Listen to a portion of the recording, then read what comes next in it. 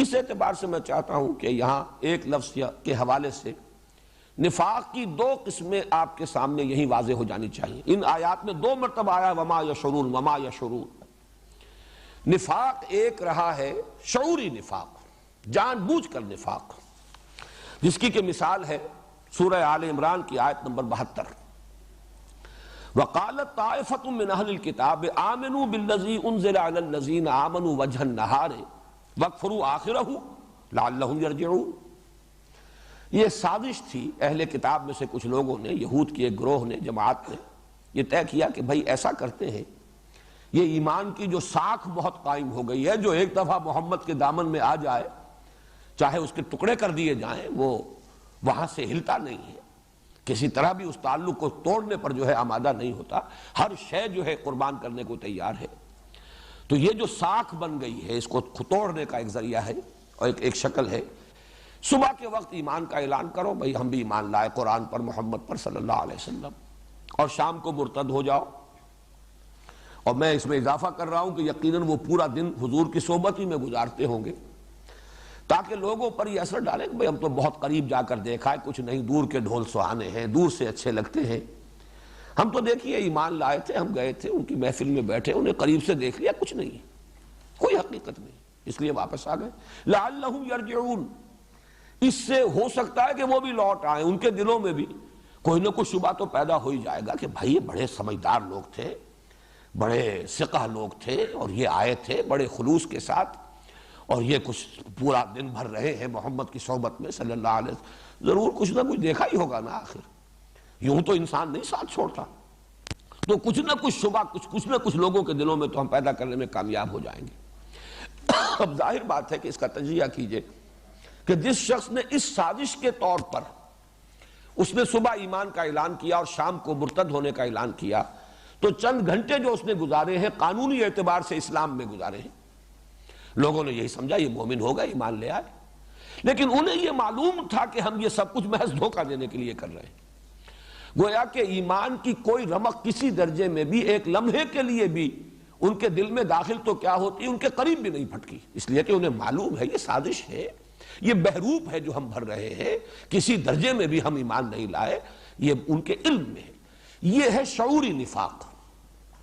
جیسے کوئی ہندوستانی کوئی جاسوس وہ مسلمان بن کر آ جائے، اور اس کی خبریں آتی رہی اخبارات میں، آپ نے سنا ہوگا کہ کوئی جاسوس ہے اور وہ امام مسجد بن کر سال ہا سال تک کسی بارڈر کے کسی گاؤں کے اندر جو ہے سرحدی گاؤں میں وہ امامت کرتا رہا مسجد میں، بعد میں معلوم ہوا جاسوس ہے.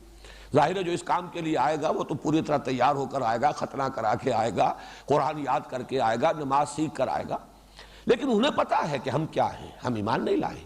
یہ شعوری نفاق جو ہے یہ واقعہ یہ ہے کہ یہ بہت کم اور بہت شاذ تھا. اکثر و بیشتر نفاق جو ہے وہ غیر شعوری تھا کہ لوگوں کو خود اندازہ نہیں ہوتا تھا کہ ہم منافق ہیں. وہ اپنے آپ کو سمجھتے تھے کہ ہم ٹھیک ٹھاک لوگ ہیں، ہم نے مانا ہے.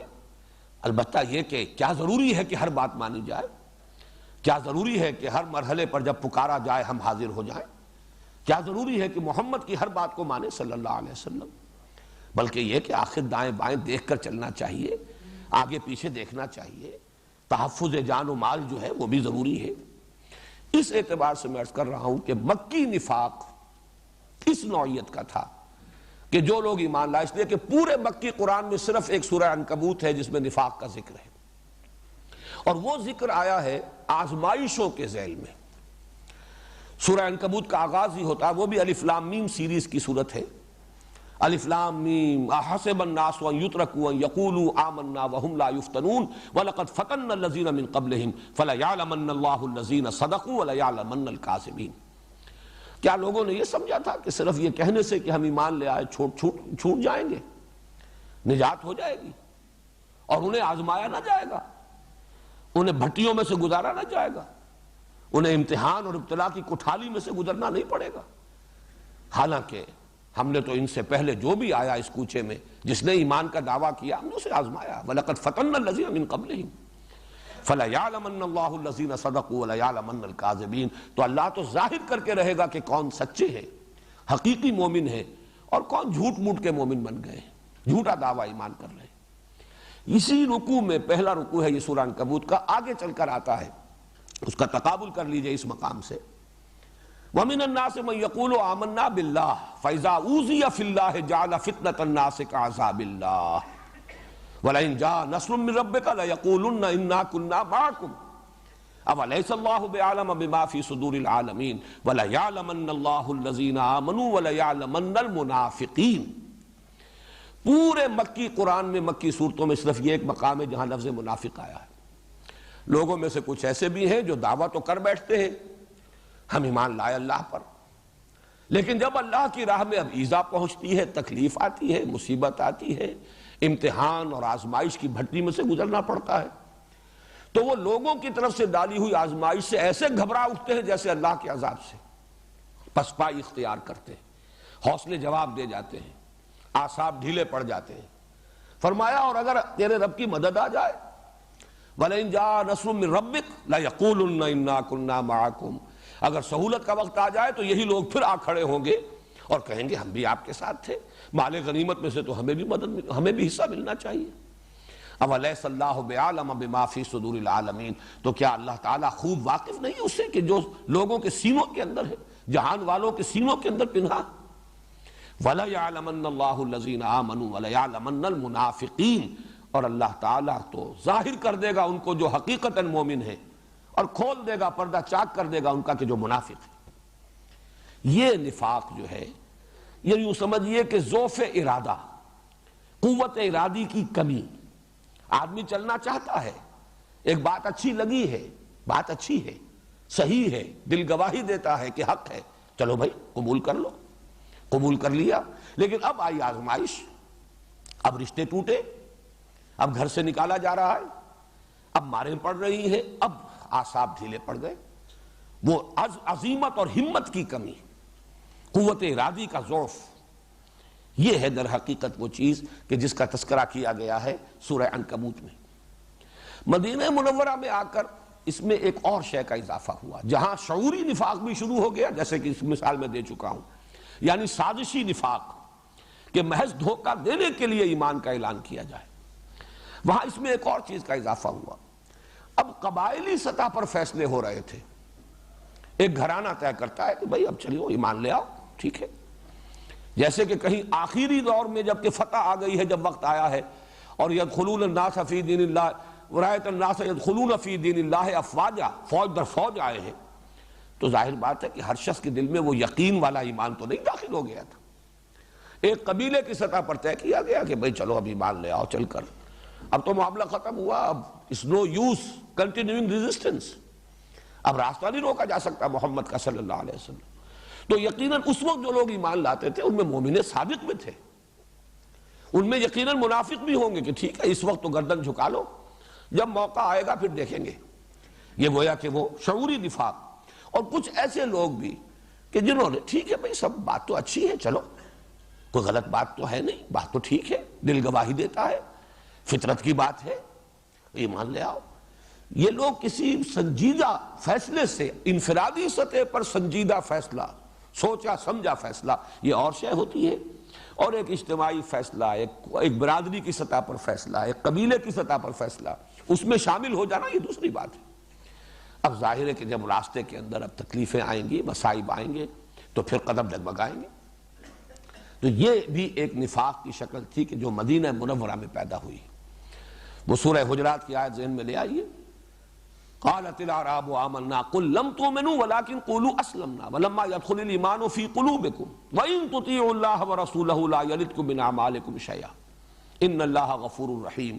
یہ بدو کہتے ہیں ہم ایمان لے آئے، اے نبی ان سے کہیے تم ایمان نہیں لائے ہو، صرف یہ کہو کہ ہم مسلمان ہو گئے، ہم نے اطاعت قبول کر لی، ہم اسلام لے آئے، اور ابھی تک ایمان تمہارے دلوں میں داخل نہیں ہوا، لیکن اگر تم اللہ اور اس کے رسول کی اطاعت کرتے رہو گے، یعنی اگر دھوکہ تمہارے پیش نظر نہیں ہے، چاہے ایمان حقیقتاً ابھی دل میں داخل نہ ہوا ہو، لیکن اگر اطاعت کرو گے یہ ایمان بھی دل میں داخل ہو جائے گا، اس لیے کہ عمل سے بھی ایمان پیدا ہوتا ہے، اور اللہ تمہارے اعمال کے اجر و ثواب میں کوئی کمی نہیں کرے گا۔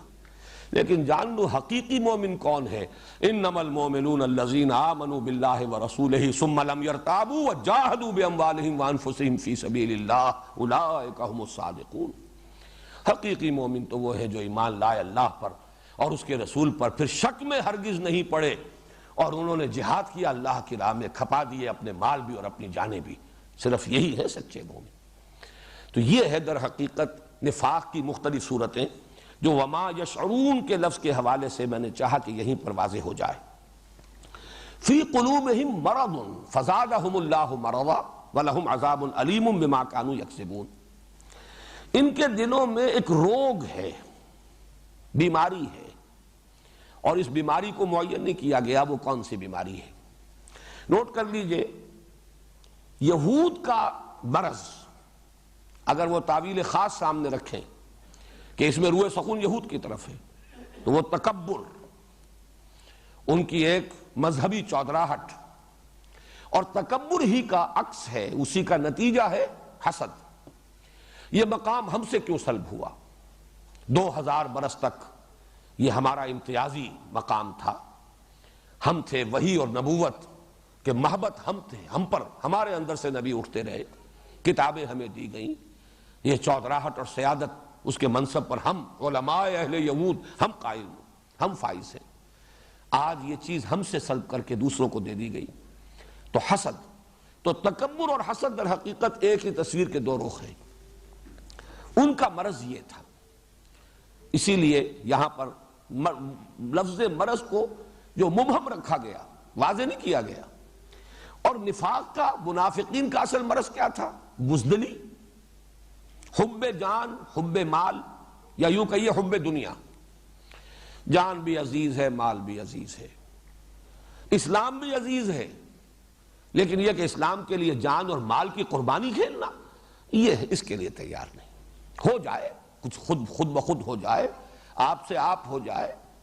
مجھے لطیفے کے درجے میں بات یاد آ رہی ہے، ہمارے ایک ساتھی ہیں بزرگ، بہت ہی بزلہ سنج کراچی میں، وہ اس ایک بڑی تلخ حقیقت کو بہت ہی خوبصورت انداز میں بیان کیا کرتے ہیں۔ اللہ حق، رسول حق، قرآن حق، دین حق، لیکن پیٹ برحق۔ یہ مسئلہ جب آتا ہے انسان کے سامنے، یہ سب حق ہیں، لیکن مالی نقصان برداشت کرنا، جان کا نقصان برداشت کرنا، جبکہ وہ لوگ کہ جو خرچ بعد آباد کی شان کے ساتھ آتے ہیں۔ تو علامہ اقبال کا وہ شعر بہت مشہور ہے، تو بچا بچا کے نہ رکھ اسے، تیرا آئینہ ہے وہ آئینہ کہ شکستہ ہو تو عزیز تر ہے نگاہ آئینہ ساز میں۔ لیکن جن کی یہ کیفیت نہیں، وہ جو غالب نے کہا کہ جس کو ہو جان و دل عزیز اس کی گلی میں جائے کیوں، لیکن کچھ لوگ اس گلی میں داخل تو ہو گئے ہیں، جان بھی عزیز ہے، مال بھی عزیز ہے، کسی شے کا نقصان جو ہے گوارا نہیں ہے، تو وہ تو مذبذب ہو کر رہ جائیں گے۔ فی قلوبہم مرض، تکبر کا مرض یہ یہود کا، اور حب دنیا، حب دنیا، حب مال، دنیا کے تمام متعلقات اس میں آ جائیں گے۔ اولاد بھی پیاری ہے، اہل و عیال سے بھی محبت ہے، گھر بھی پیارا ہے۔ سورہ توبہ کی وہ آیت ذہن میں لے آئیے، قل ان کان آباؤکم وابناؤکم واخوانکم وازواجکم وعشیرتکم واموال اقترفتموها وتجارۃ تخشون کسادها ومساکن ترضونها احب الیکم من اللہ ورسولہ وجہاد فی سبیلہ فتربصوا حتی یاتی اللہ بامرہ واللہ لا یہدی القوم الفاسقین۔ اے نبی ان سے کہہ دیجئے، اگر تمہیں اپنے باپ، اپنے بیٹے، اپنے بھائی، اپنی بیویاں، اپنے رشتہ دار، اعزاء و اقارب، اپنے وہ مال جو تم نے بڑی محنت سے کما کر جمع کیے ہیں، اپنی وہ تجارتیں جو بڑی محنت سے جمائی ہیں اور جن کے کساد کا اور مندے کا تمہیں خوف لاحق رہتا ہے، اپنی وہ حویلیاں، اپنی وہ جائیدادیں جو تمہیں بڑی محبوب ہیں، پسند ہیں، اگر یہ چیزیں محبوب تر ہیں اللہ سے اور اس کے رسول سے اور اللہ کی راہ میں جہاد کرنے سے، تو جاؤ دفع ہو جاؤ، انتظار کرو، گو اینڈ ویٹ، یہاں تک کہ اللہ اپنا فیصلہ سنا دے۔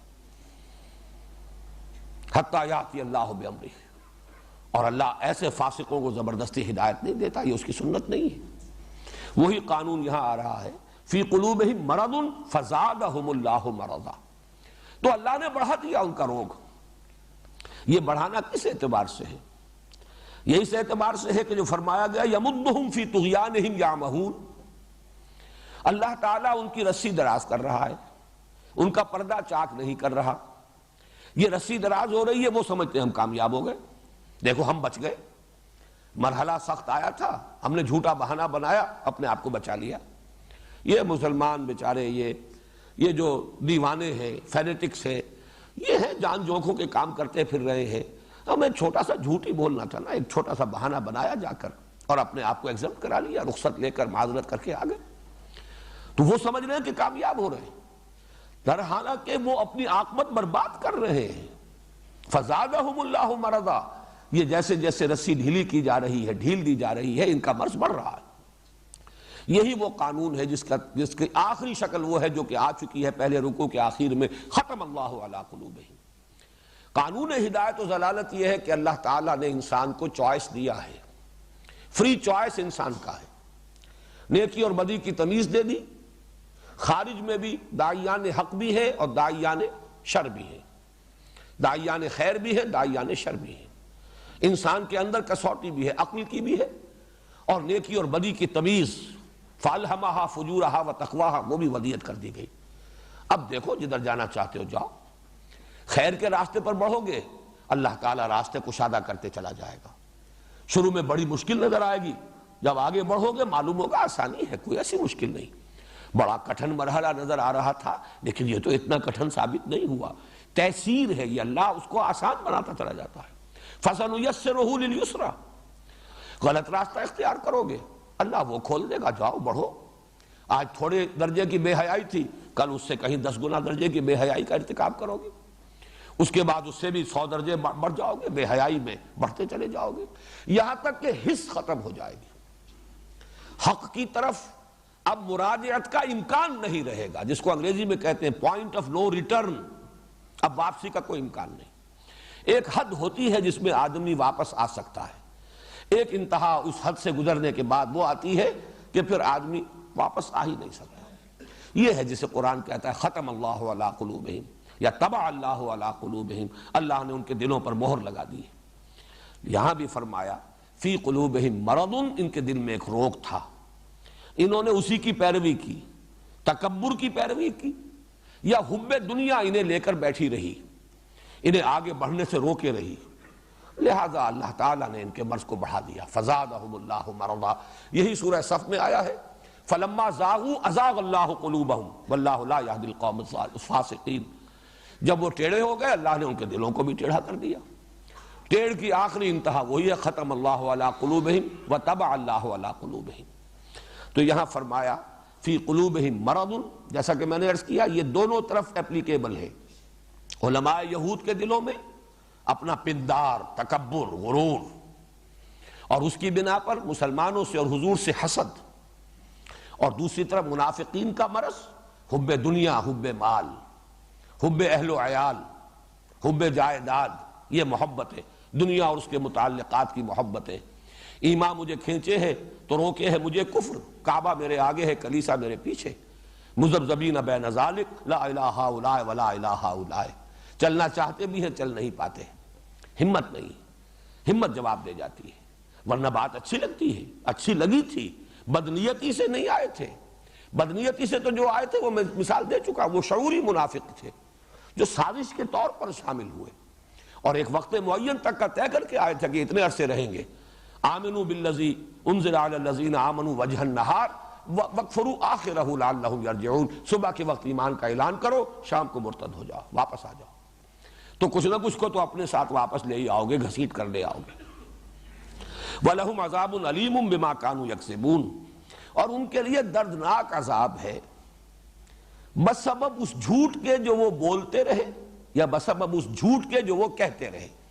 یہ بڑا باریک سا فرق ہے، اس لیے کہ عام مفسرین نے جنہوں نے زیادہ اس پر توجہ نہیں کی، بسبب اس جھوٹ کے جو وہ بولتے رہے. جھوٹ بولنا گناہ ہے، بہت بڑا گناہ ہے، لیکن یہ کہ وہ اس پر لہم عذاب علیم بما کانوا یکذبون، یہ اس کا اس شدت کے ساتھ جو ہے اس پر نکیر اور اس پر اتنی سخت جو ہے گرفت، وہ اس کے ساتھ پروپورشنیٹ نہیں ہے. چنانچہ شاہ عبد القادر رحمۃ اللہ علیہ نے اور انہی کے تتبع میں حضرت شیخ الہند رحمۃ اللہ علیہ نے ترجمہ کیا جھوٹ کہتے رہے، یعنی وہ اپنے ایمان کا دعویٰ جو کر رہے تھے وہ جھوٹا تھا. ان کے ایمان کا دعویٰ، چاہے وہ یہود، وہ کہتے تھے بھی ہم بھی مومن ہیں، حقیقتاً وہ مومن نہیں ہے. یہ دعویٰ ان کا جھوٹا ہے، جو جھوٹ کہا انہوں نے، یہ قول ان کا جھوٹ پر مبنی ہے. اسی طریقے سے اگر منافقین نے کہا تو یہ بھی ان کا در حقیقت جیسے کہ میں آیت سنا چکا ہوں آپ کو، اذا جاءک المنافقون قالوا نشهد انک لرسول اللہ واللہ یعلم انک لرسولہ واللہ یشہد ان المنافقین لکاذبون۔ تو ان کا یہ دعویٰ جو ہے در حقیقت اس کے بارے میں کہا جا رہا ہے، ان کے جھوٹے دعوے کی پاداش میں ان کے لیے دردناک المناک عذاب ہے۔ وَإِذَا قِيلَ لَهُمْ لَا تُفْسِدُوا فِي الْأَرْضِ، اور جب ان سے کہا جاتا ہے زمین میں فساد مت مچاؤ، فساد نہ کرو زمین میں، قالوا انما نحن مصلحون، وہ کہتے ہیں ہم تو صلح کل لوگ ہیں، مصالحت چاہتے ہیں، اصلاح کے لیے کوشاں ہیں۔ الا انہم ہم المفسدون، آگاہ ہو جاؤ، توجہ سے سن لو، وہی مفسد ہیں، حقیقتاً مفسد ہیں، ولکن لا یشعرون، دوبارہ آ رہا ہے وہی لفظ، لیکن انہیں اس کا شعور نہیں ہے۔